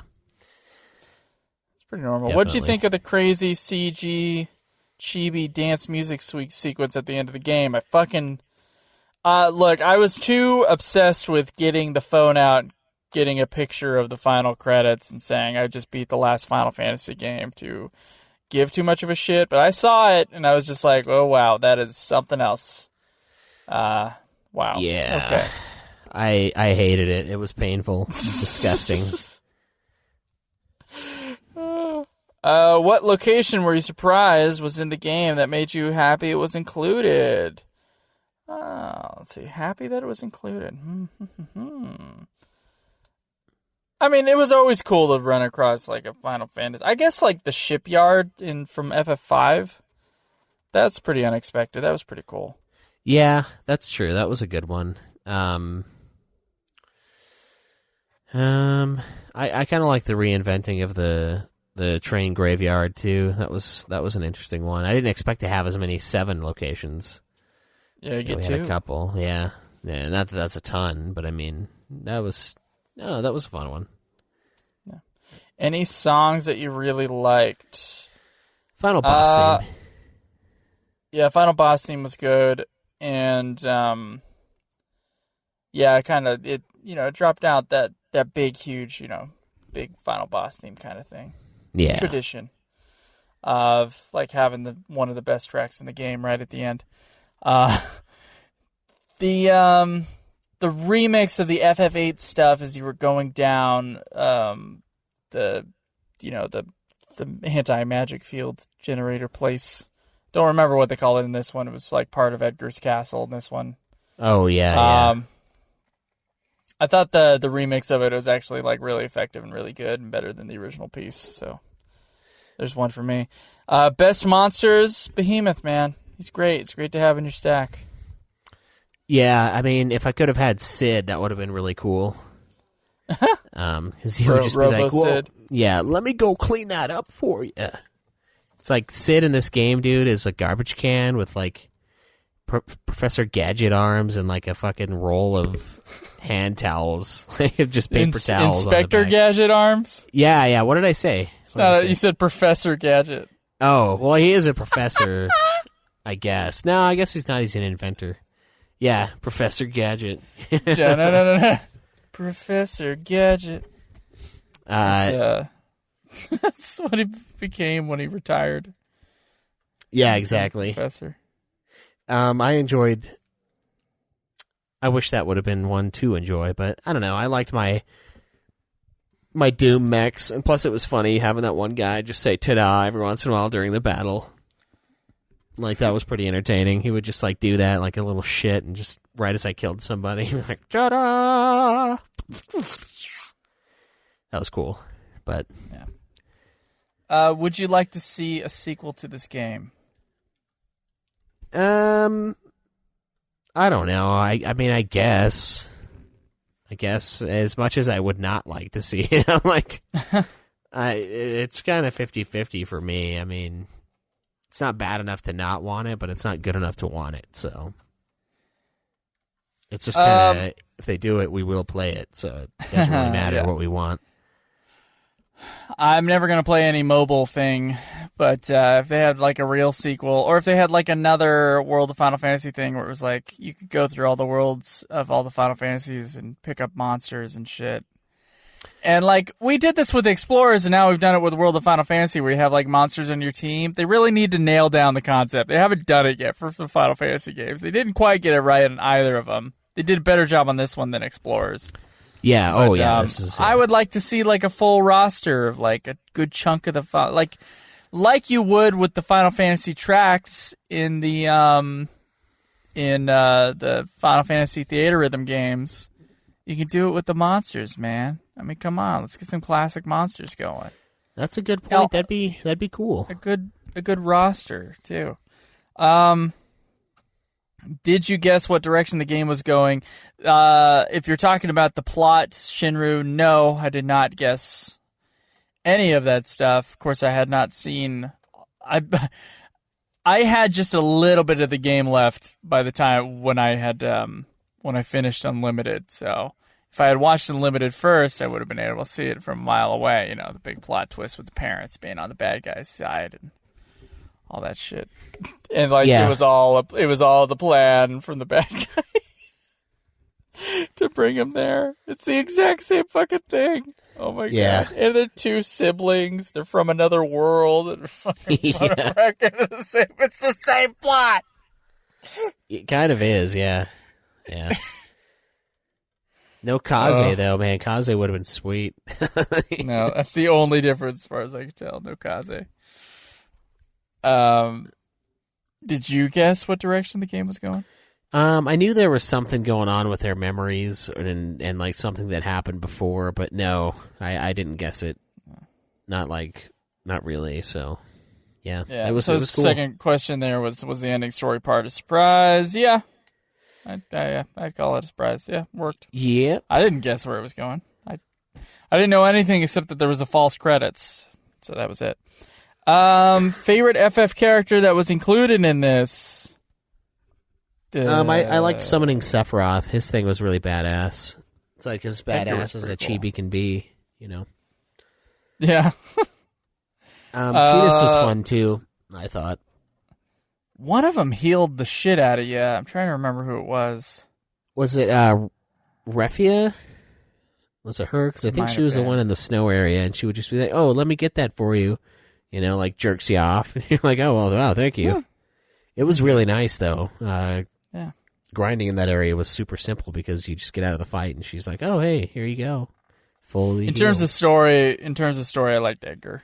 Thought that was fun. Yeah. His little twist where he's playing the baddies. Yeah. He was kind of a fun character. I remember that. Favorite summon, Diablos, motherfucker. He took down a quarter of that motherfucker's Bahamut's health and made that battle a lot faster because that thing has way too much health. Yeah. So there you go. That's my favorite summon. I didn't use the summon, so I don't know. I mean, Bahamut was cool, we have it. But yeah. Okay. Well, that is it for questions. As far as I can see, we actually have quite a few little reviews, but we're going to talk about Legacy. So, Schweiss, the Legacy of World of Final Fantasy. What do you think? Where did the fans stand on this one now? Too new to really have much of a legacy. I think it's a game that people played and kind of just put it down. I don't know if it's really that positively viewed in the fan base. I think it's kind of a middle ground game, and I think the fan base would agree with that. Yeah, it's middle ground in its reviews as well. Like most of the reviews that I'm seeing here are 3 out of 5 stars, 7 or 6 out of 10 from just the critics. Looks like it debuted at number 3 on the Japanese sales charts. Yeah, that's not good. Yeah. Said it's a combined total of 100,000 copies sold in its first week. So that's pretty good, but it's not amazing. Yeah. Yeah, it's okay. Yeah, it doesn't really have that much sales data on it or anything like that. But I think from our listener base, generally, Maxima improved it, apparently. I have no idea what the fuck the differences are, though. I played the original game. You played Maxima. But it seems like we had the same experience, so... Except you had fishing. Yeah. And we tried to do the online thing. We couldn't hook up for some reason. I don't know if the online servers are still working or not, or maybe the fact that you had Maxima and I had the regular version meant we couldn't hook up. I have no idea. Maybe. I don't know, man. It's tough because I don't know why that would be, but I tried to Google it and I found nothing. It wouldn't even... the keywords I was using weren't even, giving me the results I was asking for. It was Final Fantasy 14, Final Fantasy 14, Final Fantasy 14. I'm like, God damn it. Is the online function for World of Final Fantasy still up? Yes or no? Yeah, simple know. Yes or no. That's all I want. But yeah, I would say you're right about it being too new, but I actually think that a lot of people were excited about this game. I remember that. I remember the hype being pretty big from our little community, but everything was overshadowed by Final Fantasy 15. Yeah, for sure. At around the same time, so what are you going to do? The game was kind of buried. Definitely not on purpose by Square, because they put a lot out for this game. It's obviously a really good-looking game. It's a long game. It's got a lot of stuff in it. But, yeah, 15 buried it. And I think deservedly, because I think 15 is a much better game, but and much more important for the overall Final Fantasy brand. But yeah, World of Final Fantasy a little bit buried, already kind of on the wayside. I think not too much talk about this thing. Obviously, we didn't when we searched for matches in the Coliseum, we got nothing tonight. So there you go. There you go. That's where the game stands, I think, with fans. Yeah, it's fading further and further. That's right. Going the way of the Crystal Chronicle. To tap off our final Final Fantasy review for the show. Yeah. It's like the last of your favorite. It's the last of your favorite batch of beers, and then you open it up, and it's not even carbonated anymore. Mm-hmm. So, got some reviews here. You got them from Twitter. I got them on the forum here. I got 2 of them. Okay. Once again, from Rude Rose and Shinru, the only people still using the forums. Yeah. But thank you. It's good to see a good, hefty response to this. So this one is from Rude Rose. It says, the game that time forgot. I bought this game when it first came out, and due to some terrible life circumstances, I didn't get around to playing it until a few months ago. So, what's World of Final Fantasy all about? Let's see. This game is very good. The best part of it is easily the fourth wall breaking aspects that come in the form of the monster description. I learned some great facts about tonberries. Their lanterns are there so you can see them. And there are some hilarious jokes thrown in the monster descriptions. Easily the best part of the game is all the nods to the things Final Fantasy. So it's all the descriptions I didn't read are apparently the best part of the game, Schweiss. Yeah, that's nice. The gameplay is pretty fun, too. I wasn't over the moon about the whole stack mechanic at first, but the more I played it, the more I really enjoyed it. And catching the different mirages can be a pretty interesting little game. Trying to successfully meet their specific criteria in order to make them vulnerable.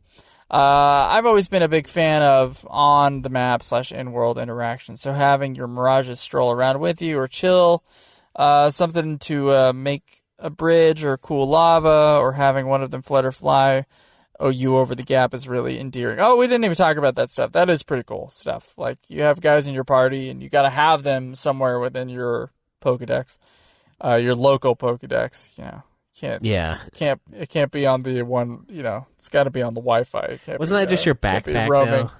Like, the Pokedex just had the info, but your backpack carried the balls. There you go. But yeah, you can. You got to have certain guys with certain abilities so that you can solve some of the puzzles, which I liked. I thought that was a pretty cool aspect, except for the fact I wouldn't use those guys in my battles, so they were just taking up room in my Pokedex. But whatever. He says it gives you that extra step of value and makes you appreciate your mirages that much more. They aren't just there to fight for you, they help you travel too. The one aspect that I was lukewarm on was the stacking pedestals. If you don't have the right stack, it was annoying having to go back to the save point and swap them out. I was very reluctant to use the Seraphi phone since they were limited. The chibi style of the characters was a bit weird at first, but I got used to it pretty quickly. It was a real treat to have a who will show up next feeling to the story as you progress through it. And it will always make me smile to see the next familiar face from the FF Pantheon. I do kind of wish there was more to do in the towns. It was so odd going to Nibelheim or Midgard, being able to traverse the whole city in about 5 seconds. The summon medallions are also wonderful. It was a nice touch to not only have the heroes of FF appear in all their glory, but to have their own game themes accompany them as well. That was pretty cool. We didn't mention that. Yeah. That says I'm not a big fan of the new characters. Lan and Rain are very hard on the ears, and good God, is Tama awful. What the hell were they thinking with that character? It doesn't even make sense. I'm not a big fan of when the Moogle hits you with a Kupo at the end of every phrase, but at least that's something you could attribute to those creatures specifically. Tama inserting the into nearly everything she says is atrocious. There was one moment where Lan said something hype, and Tama responded saying, "Yeah, the baby." I physically cringed. And Lan is so dumb at times. I don't know when Square forgot how to make these characters act normally. Whether it's constant "what the honk" or the terrible animation where Lon awkwardly leans in and flails his arms at people. He's clearly just autistic. That's all it is. And we're just insensitive. I am just perplexed at what I am watching half the time. Visually, the game has a pleasant art style. It's very colorful, which I adore. My one critique would be the very out-of-place anime-style cutscenes that randomly pop up throughout the adventure. Yeah. Oh, they randomly pop up, but halfway through the adventure, by the way. Yeah. The art itself looks good, but there's no consistency between that and the other more normal cutscenes that play out. Time for some random thoughts. The 7 summons or primal forces all have fantastic animations. The animations in general are great. Bahamut's Mega Flare is one of my favorites in the entire series, and that is saying something because the move is always spectacular. It's a shame that I felt compelled to always have the battles on double speed. Your game should only make me want to do that for grinding. If I'm doing that for every battle in the game, your battle system is too slow. Way too much downtime if it's on normal speed. That's true. Agreed. Shout out to Shiva and Ifrit, the story versions, because they were my large mirages for almost the entire game. I hate games where you have to beat it once before you can even access the true ending. I should be able to find that out on my first go-through. Not a big fan of the false ending. Beat it again, twist. The mini-games were god-awful. Caleb, if you went for the platinum, I feel your pain, because Sandcrawler and the Cactar punching one... trying to hit the cactar? No. Whoever designed those should be beaten with a rubber hose. It's absurd how painful and unfair they are. Oh, fuck. I guess you can beat it. That's not cool. The side stories you engage in through the girls' tea room are fantastic. Oh, well, all the cutscenes I skipped. Some of the best side quests in the series. And watching the FF characters play out throughout these side stories is wonderful. And the dialogue, especially when Rain and Lan randomly show up to fight some of the battles, is especially fun. I don't know how much you'd enjoy this if you weren't an FF fan, but it's called World of Final Fantasy. We know who it was made for. Overall, very fun game, and I'm glad I got the platinum, even if I wanted to quit on the minigame section. All right, so thank you for your review. I guess I'll read Shinra's here. He said this game came out at a time when FF was mostly only FF13, and fans were itching for some of that nostalgia.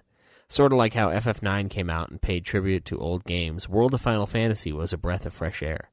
Turn-based combat, new mechanics, monster collecting, classic FF music remixed, old locations reimagined, and returning characters. Sure, the art style was chibi, but the gameplay was fun, sunk like 60 hours into it, and it felt like 20. Can't agree there. Getting to visit like a Midgar FF7 inspired area was amazing, and it was like the first time we got something FF7 related in HD, LOL.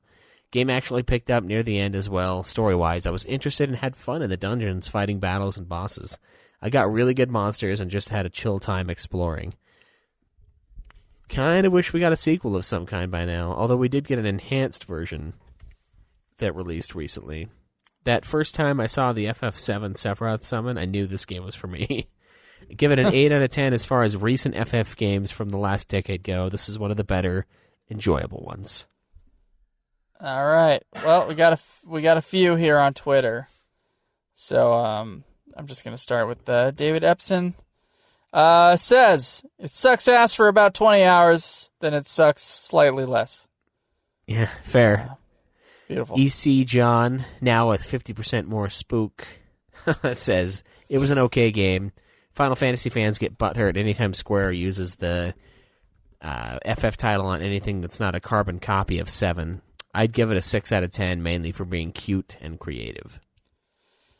Materia user says, decent and kind of fun. Way too long. Didn't bother getting the true ending. Thought the first ending was good enough. All right. Well, we didn't get the true ending either. I think he's talking... Oh, you got to beat all the quests and get the true ending? Yeah, I think you got to do some more extra stuff to get it. Steven Downtown says, fuck the Tama. I enjoyed collecting mirages and leveling them up. The world looks good, but the story is meh, and the main characters are annoying. FF character cameos are pleasing. Only play it if you're a big FF fan or if you have a podcast that forces you to play it.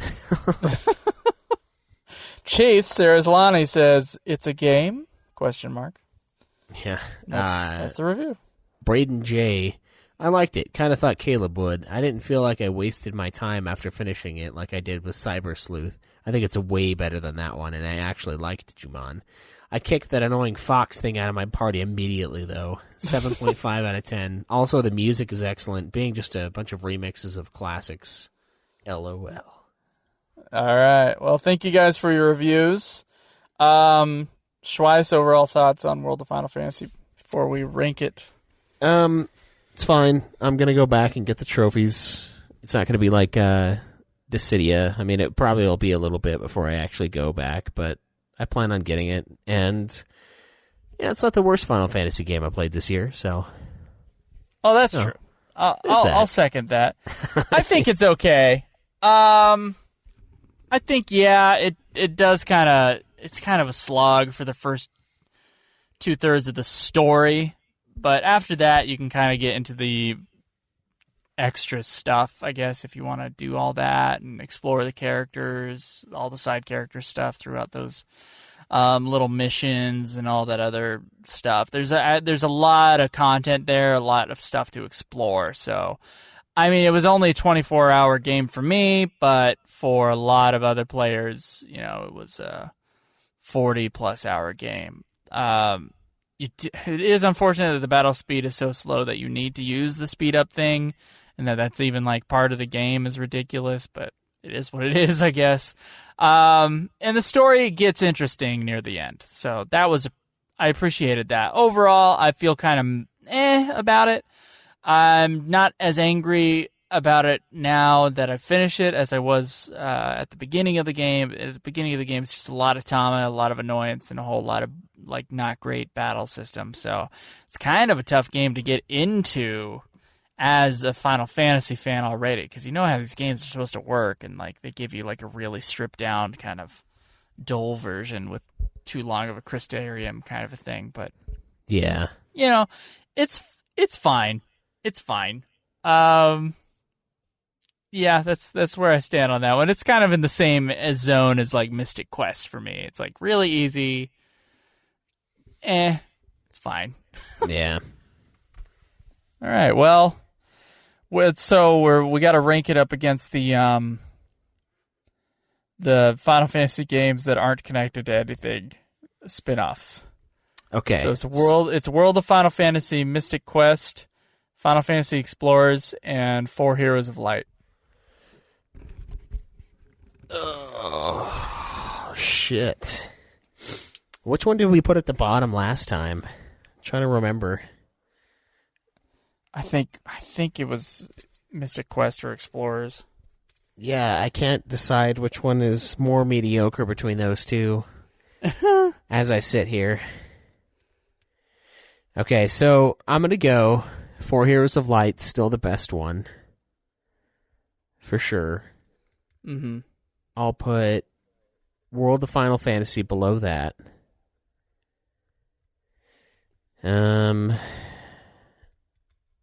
Fuck. I don't remember where I put Mystic Quest. Is the problem. Yeah, I'm having trouble remembering my previous rankings as well, but I don't give a fuck anymore, because I do remember Explorers just being just kind of all the way through. And not having a story or anything else to pull you in. The only reason that it was kind of fun is because we were playing it at the same time. I'm putting 4 Heroes at the top still. I think that's actually a really good game. I think World of Final Fantasy, it's not that close to 4 Heroes of Light in terms of quality. There's a good dip before World of Final Fantasy. And then I'm going to put, and I might have had it opposite before, I'm going to put Mystic Quest, and then I'm going to put Final Fantasy Explorers. All right. Mystic Quest, I think, to me, is a little bit more kind of fun.